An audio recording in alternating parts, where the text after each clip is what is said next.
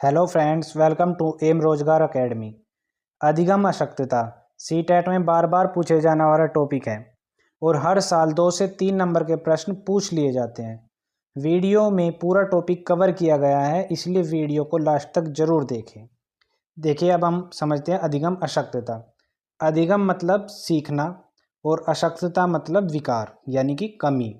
तो देखिए, कुछ छात्र लिखने, पढ़ने, मौखिक अभिव्यक्ति, शब्दों की वर्तनी करने, गणित को समझने में कमज़ोर होते हैं।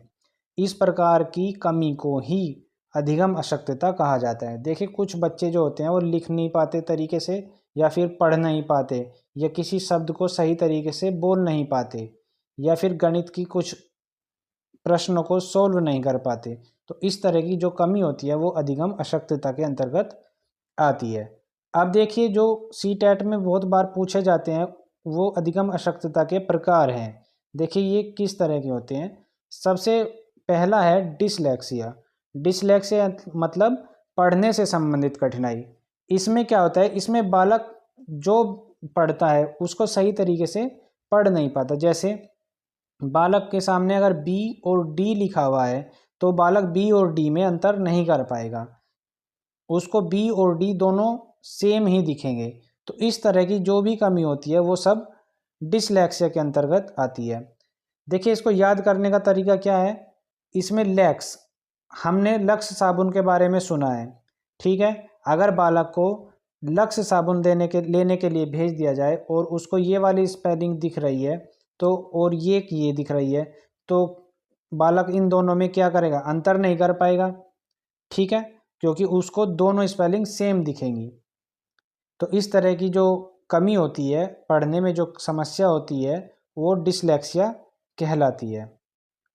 सेकंड है हमारी डिस्ग्राफिया। डिस्ग्राफिया लिखने से संबंधित कठिनाई।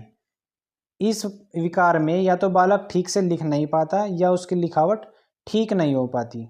तो डिस्ग्राफिया का संबंध किससे है, लिखने से संबंधित। तो देखिए, इसको याद किसे किया जाएगा, ग्राफ से। देखिए, ग्राफ को हम लिख के ही तो बनाएंगे, तो ग्राफ से हमें याद करना पड़ेगा। ग्राफ का संबंध है लिखने से, तो डिस्ग्राफिया का संबंध हो गया लिखने से संबंधित। थर्ड है हमारा डिसकैलकुलिया। डिसकैलकुलिया गणितीय गणना से संबंधित जो भी समस्या होगी वो डिसकैलकुलिया के अंतर्गत आएगी। इस विकार में बच्चे गणित को समझने में कठिनाइयों का अनुभव करते हैं। जैसे ये बालक आप पिक में देख रहे हैं, 6 - 3 अगर इससे पूछा जाए तो ये इसको आंसर बताने में पूरी तरीके से सक्षम नहीं है, जबकि ये क्वेश्चन बहुत ही आसान है। ये इस चीज़ में कंफ्यूज हो गया। तो इस तरह से बालक जो है गणितीय गणना में कमज़ोर रह जाते हैं। तो इस तरह की समस्या होती है डिसकैलकुलिया। और इसको याद करने का तरीका क्या है, कैलकुलेटर से। देखिए, कैलकुलिया, ये कैलकुलेटर, कैलकुलेटर किस लिए काम आता है, गणितीय गणना करने के काम आता है। तो इसका संबंध डिसकैलकुलिया का संबंध हो जाएगा गणितीय गणना से संबंधित समस्या से। नेक्स्ट है हमारा डिस्मोर्फिया। डिस्मोर्फिया, इसमें एक भ्रम वाली स्थिति रहती है हमेशा। देखिए, इस विकार में व्यक्ति को यह भ्रम रहता है कि उसके शरीर के कुछ अंग बहुत छोटे या अपूर्ण हैं। देखिए, जैसे इस पिक में देखिए, ये लड़का है, वैसे तो ये फिट है, लेकिन इसको ये भ्रम हो रहा है कि ये बहुत मोटा है, इसका पेट बहुत मोटा है। तो इस तरह की जितनी भी भ्रम वाली स्थिति होती है ये डिस्मोर्फिया के अंतर्गत आती है। तो देखिए, अगर इसको हम याद कैसे करेंगे, देखिए,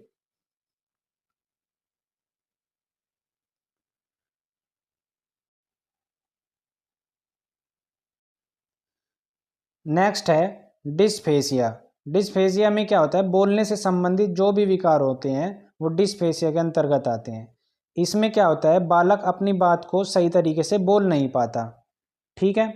इसमें थोड़ा सा बालक या तो तुतलाएगा या फिर अपनी बात को सही तरीके से सामने वाले को नहीं कह पाएगा। तो इस तरह की जितनी भी समस्या आती है ये बोलने से संबंधित, ये डिस्फेसिया के अंतर्गत आती हैं।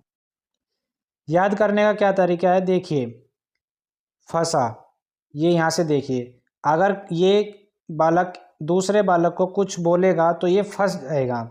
तो फंसा से हो गया बोलने से फंसेगा। तो डिस्फेसिया, इसका मतलब बोलने से संबंधित जो भी विकार होंगे वो डिस्फेसिया में आएंगे। नेक्स्ट है डिस्प्रेक्सिया। शारीरिक कौशल से संबंधित विकार डिस्प्रैक्सिया के अंतर्गत आते हैं। इसमें बालक हाथ एवं आंखों के बीच समन्वय या संतुलन स्थापित नहीं कर पाता। जैसे ये बालक है, इसको किसी ने बॉल दी तो ये बॉल देख तो रहा है और पकड़ने की कोशिश भी कर रहा है, लेकिन ये अपनी आंखों में और हाथों में तालमेल नहीं बैठा पाएगा, जिसके कारण ये बॉल को सही तरीके से नहीं पकड़ पाएगा। तो इसमें शारीरिक कौशल से संबंधित विकार पाए जाते हैं। तो देखिए, इसको याद करने का क्या तरीका है। देखिए, बालक के साथ किसी ने प्रैंक कर दिया, ठीक है, और बालक के साथ प्रैंक किया तो बालक को किसी ने बॉल दी और बालक उस बॉल को पकड़ नहीं पाया, यानी कि शारीरिक कौशल से संबंधित जो भी विकार होगा वो डिस्प्रैक्सिया के अंतर्गत आएगा। नेक्स्ट है डिस्थीमिया। डिस्थीमिया में होता है तनाव से संबंधित विकार। तो देखिए, याद कैसे करेंगे, इसमें इस चैप्टर की थीम ही पूरी तनाव से भरी हुई थी। तो थीम का मतलब तनाव से, तो डिस्थीमिया का मतलब हो गया कि तनाव से संबंधित। अब हम कुछ सीटेट के ही संबंधित क्वेश्चन करते हैं। देखिए, क्वेश्चन नंबर 1, अधिगम अशक्तता वाले, इसका आंसर होगा बच्चों को एक समान दिखाई देने वाले अक्षरों और वर्ण में भ्रम होता है। तो ये अधिगम अशक्तता से संबंधित हो गया क्वेश्चन। नेक्स्ट है हमारा, इनमें से कौन सी अधिगम अशक्तता वाले बच्चों की एक विशेषता है। तो इसका राइट आंसर क्या होगा कि धारा प्रवाह रूप में पढ़ने तथा शब्दों पर पलटकर जाने में कठिनाई। इस तरह से बच्चे जो होते हैं वो सही तरीके से पढ़ नहीं पाते हैं, और अगर उनको रिवाइज करने के लिए कहा जाए तो वो सही तरीके से उसको नहीं रिवाइज कर पाएंगे। थर्ड क्वेश्चन है, एलेक्सिया क्या है। एलेक्सिया क्या है, इसका राइट आंसर है पढ़ने की अक्षमता, ये एलेक्सिया है। नेक्स्ट है, डिसलेक्सिया संबंधित है। डिसलेक्सिया किससे संबंधित है, गणितीय विकार से, ठीक है, सेकंड ऑप्शन इसका सही ऑप्शन है। नेक्स्ट क्वेश्चन है, यदि एक बच्चा 16 को 61 लिखता है और B और 6 में मध्य अंतर नहीं कर पाता तो यह है, तो यह किस तरह का विकार है। देखिए, सीखने में अक्षम, ठीक है, तो दृष्टि दोष नहीं है, मानसिक दोष नहीं है, मानसिक क्षय नहीं है, तो इसका राइट आंसर होगा कि सीखने में अक्षम। नेक्स्ट क्वेश्चन हमारा, डिसलेक्सिया मुख्य रूप से समस्या से संबंधित है। डिसलेक्सिया, तो डिसलेक्सिया किससे संबंधित है, पढ़ने से, ठीक है। नेक्स्ट क्वेश्चन है हमारा, राष्ट्रीय दृष्टि बाधितार्थ संस्थान NIVH स्थित है। देखिए, ये कहाँ पर है, ये है देहरादून में। इसका राइट आंसर है देहरादून में, बहुत बार सीटेट में पूछ लिया जाता है। नेक्स्ट क्वेश्चन हमारा, एक बच्चा जो से ग्रस्त है वह सा और वाज, न्यूक्लियर और अनक्लियर में अंतर नहीं कर सकता, तो कौन सी बीमारी से ग्रस्त है। तो इसका राइट आंसर है डिसलेक्सिया से, ठीक है। अगर आपको वीडियो अच्छी लगी हो और इसी तरीके की कुछ और वीडियो पाना चाहते हो तो आप चैनल को सब्सक्राइब करें और वीडियो को लाइक करें।